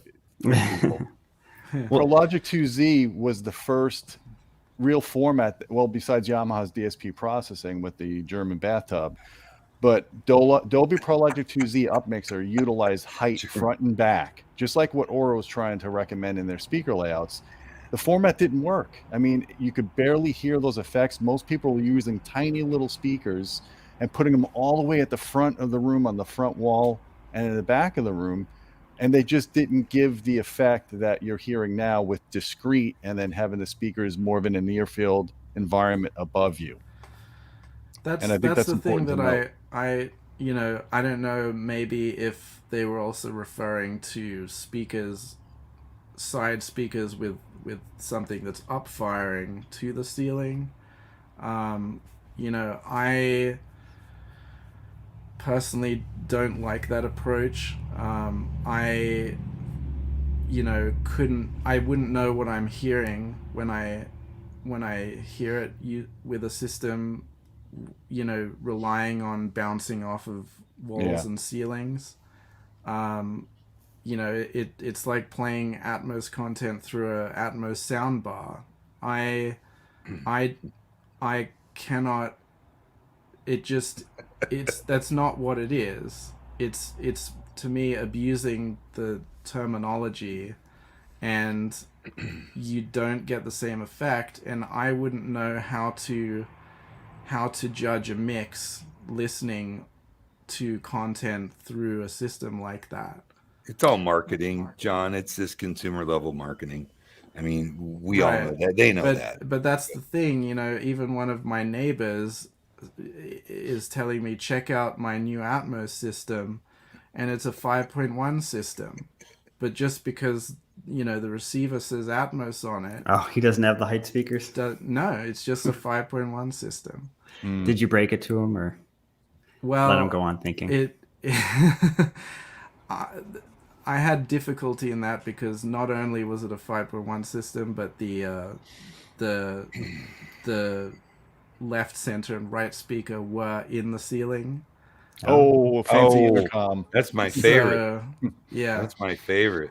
So That's all a I have tough to one. say is All in ceiling. Yeah. I'm glad you're happy with it, but No, that's no not sarcasm. That's not what that's not what it is. Well, John, part of the reason why the bouncy house speakers don't work very well is the same concept as the headphone. Is the head related transfer function is different for each person. They're trying to produce that or simulate that with an analog crossover, which is a very imprecise way of doing that.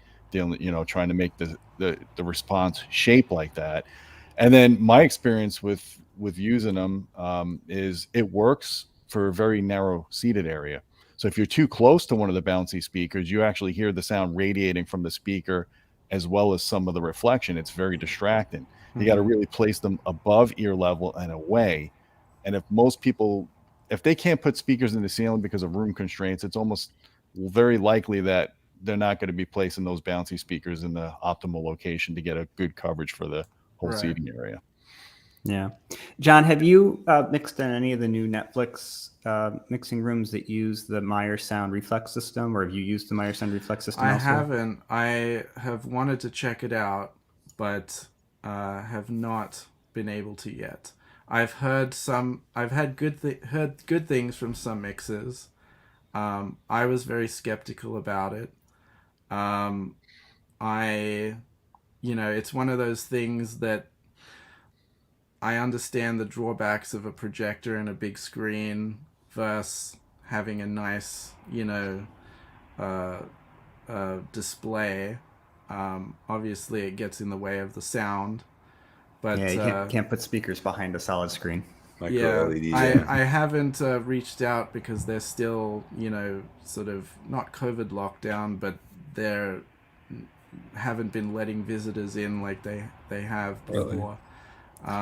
Do you have any extra bedrooms we can convert to a micro LED mixing studio? That'd be cool. But Netflix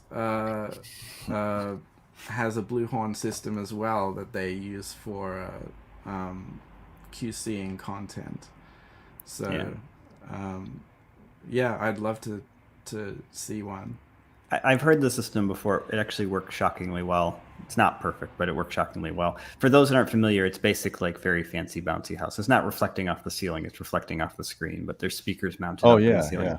they aim at the screen, they bounce back, and there's some special processing. There's additional speakers at the screen as well. It's not just that. But. So, John, I appreciate you calling out the professional calibration, room build, and setup. I mean, that's what Matthew and I kind of do for a living and put together. And we put a tremendous amount of effort and work in designing systems for our clients. And there's a lot of idiosyncrasies and things you just don't pick up on YouTube, no matter how much you look, about doing systems. And we agree with you 100% on that.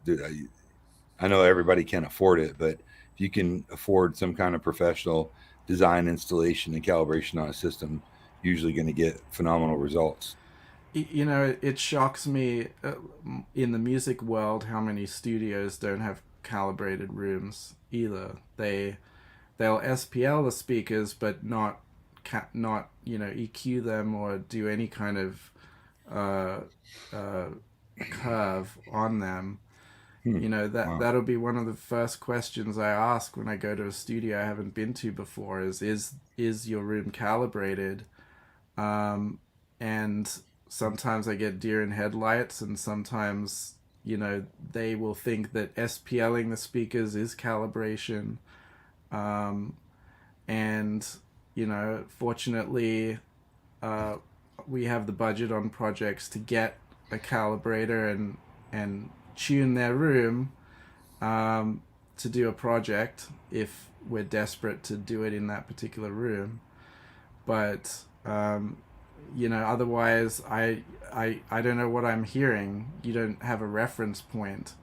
You know, I will have some content that I've mixed that I'll play through a system just to make sure, because that's the other thing we were talking about, Matt, is even if you get it calibrated, depending on who calibrates it, also can be wildly different.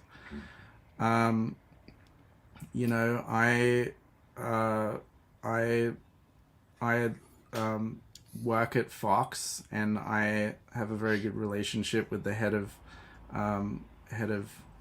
engineer at Fox, who calibrates all of their dubbing stages. He'll be coming to calibrate my room, and you know, but he isn't an expert in calibrating for records. So I know a lot of record studios don't use film calibrations and modify the curve. You know, it's something that sometimes I play with different calibrations depending on if I'm mixing or mastering a soundtrack versus mixing something for theatrical or home entertainment. And sometimes just for enjoyment of listening to music, I'll have a calibration with the bass bumped up a little and treble a little bit. But, you know, it's all, there's a bass line, and if only everybody heard it that way. I mean, I hate how HomePods sound, but so many people have them, and you know, you have to.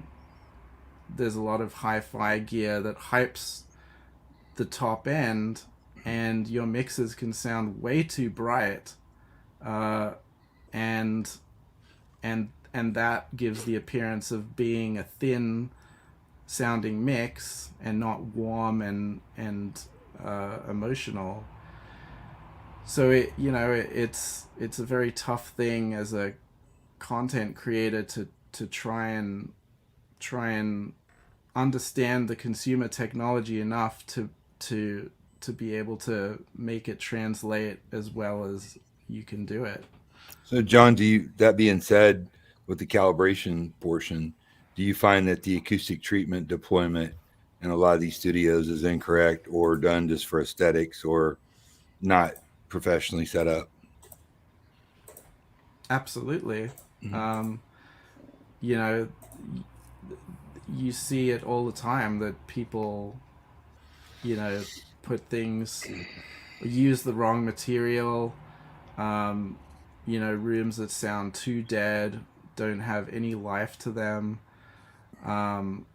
It's again, it's a tough thing. I've heard Gene talk about it as well when you're listening to stereo content in a dedicated theater versus in a room with wood floors and a nice ambience that's neutral. For my purpose for mixing, I want to have a pretty dead room so I can really hear the room isn't giving me a false sense of the space. I am creating the space, and I want to know how to accurately pan things and localize them. And if I'm having too much, reverberance in the room, that can fool me into thinking it's something that is in my mix, but it's not. Makes perfect sense. Yeah. When we've talked about the acoustics for John's mixing room, I mean, a lot of the discussion is trying to understand the needs of a mixing studio versus a home. I actually think, based on the conversations I've had with John and some other engineers, that what's targeted and preferred in the mixing studio isn't necessarily what you would want in your own home. Sure. I mean, John's talked a lot about wanting the room very dead, so that he's really not hearing the room, he's hearing what's in the mix, and that some of those natural reflections that you might get, could interfere. I think, John, you mentioned it. I like the way you described it. You referred to it as making the reflections more complex. Typically, when we add diffusers, for instance, or a lot of redirection of strong early reflections to diffusers, the purpose is to do that, is to make it a more complex sound field. But in a typical 2-channel room, like, you'd want that complex sound field to be pretty strong. That would actually be what gives you the sense of spaciousness. In a surround system, you rely on the surround speakers more for it, but especially if it's like a low channel count, probably having some degree of room spatial reinforcement, if you will, if those complex reflections is good. It seems like in a mixing studio, yes, you want, especially those later reflections, to be complex in nature, but overall you just want it to be down a lot in level. You want it to be a very dead room that decays quickly. Yeah. I mean, that was before I had these blue horns, I was using B&W 802s, and I love those speakers. They're amazing.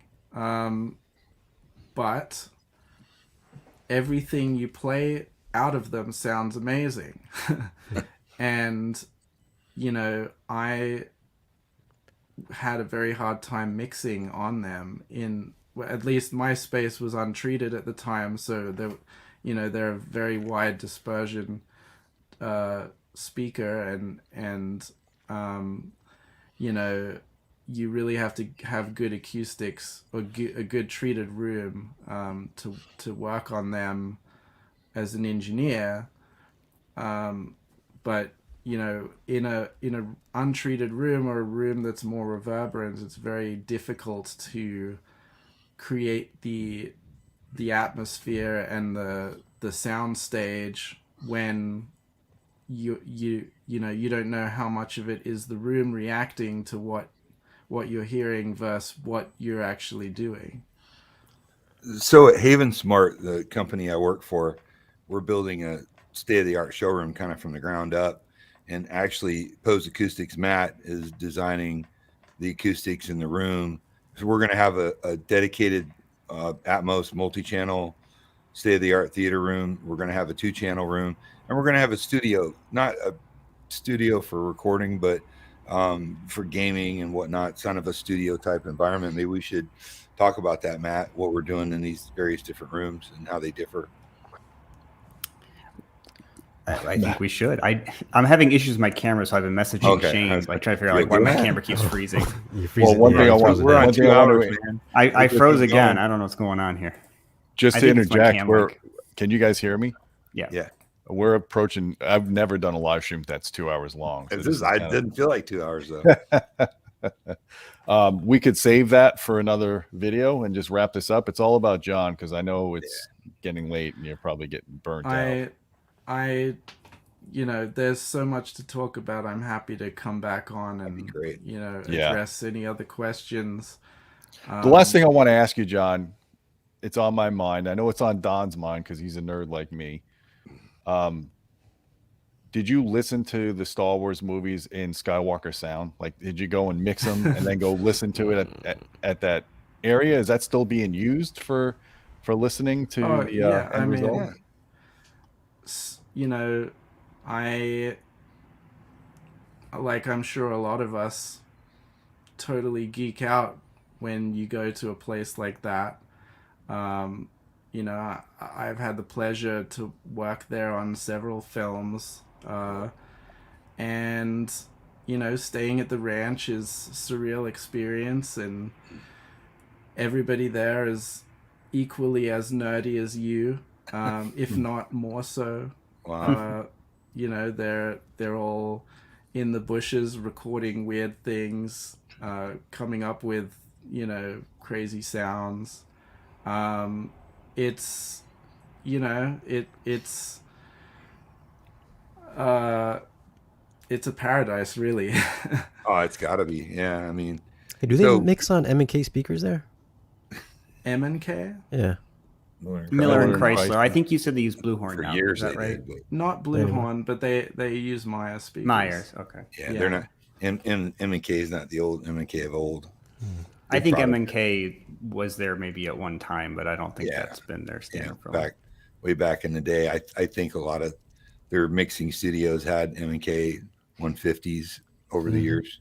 Yeah. Meyer Sound, my experience so far, every time I talk to somebody about what they're putting into their multi-channel mixing studio, it seems to be Meyer anymore. Like Meyer has just done a really good job, I think, getting into a lot of studios. It's just one of the most common ones that I've been hearing.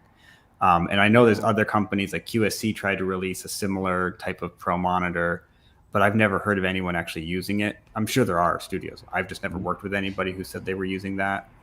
I haven't seen like JBL M2s are a really good studio monitor. Pro Cal probably has a lot of monitors being used. in Not studio. of that size and Maybe output an audio capability. So yeah, I wouldn't imagine that industry. that's used in multi-channel a lot. But the Myers stuff I've seen a lot, either the Bluehorn or some. I mean, the Bluehorn technically is actually just a kind of special edition, if you will, of a standard speaker that It's still like based off of I've never know how to pronounce it, Acheron or something like that. It's their Cinema Lion. Yeah. You know, it's basically the same speaker, but the horn is blue to It sounds to, better when it's blue, right? Yeah. Well, Blues. fortunately it's behind the screen, so you don't have to look at it.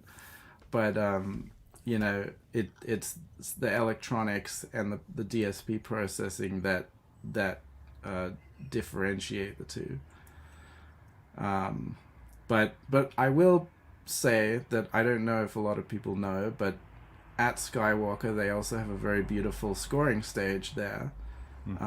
It's a huge hall, and you know, they have the same console that's like the one the picture I have behind me. It's a Neve, and you know, sometimes they'll get orchestras there and record the music for films there too. Have you hung out with John Williams?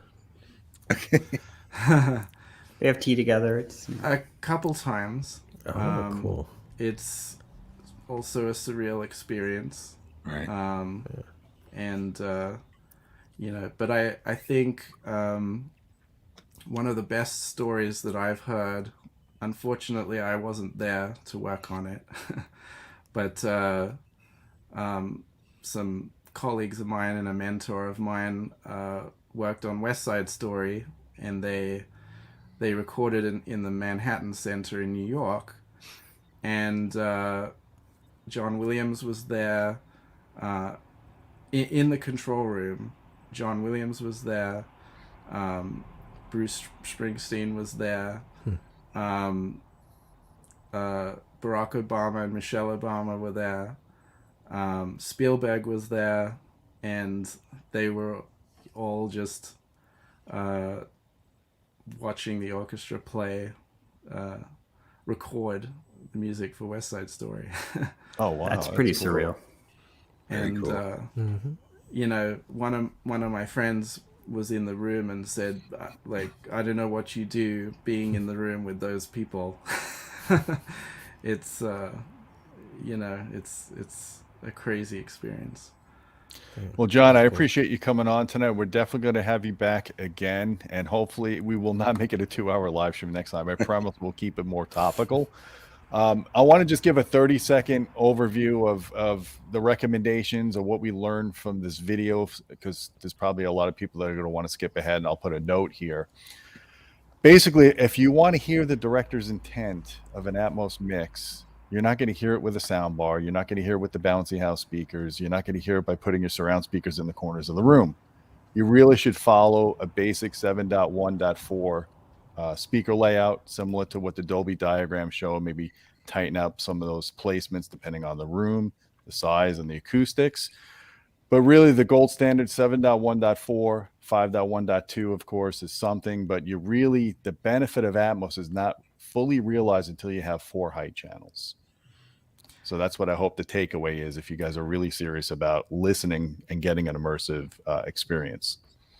I did want to mention one very last thing before we go. Also, because I read a couple comments about headphones, and for, when I'm trying to mix something, using headphones is extremely difficult. I use it as a tool, for very granular stuff, denoising things, QCing things. But when it comes to mixing surround content or Atmos content, there really isn't a solution yet that enables us to work on headphones like that. And I think that also translates into when consumers listen to quote unquote Atmos music through headphones, the experience is very different as well. But it's not that it can't sound good on headphones, but getting to that point of it sounding good can't be done on headphones.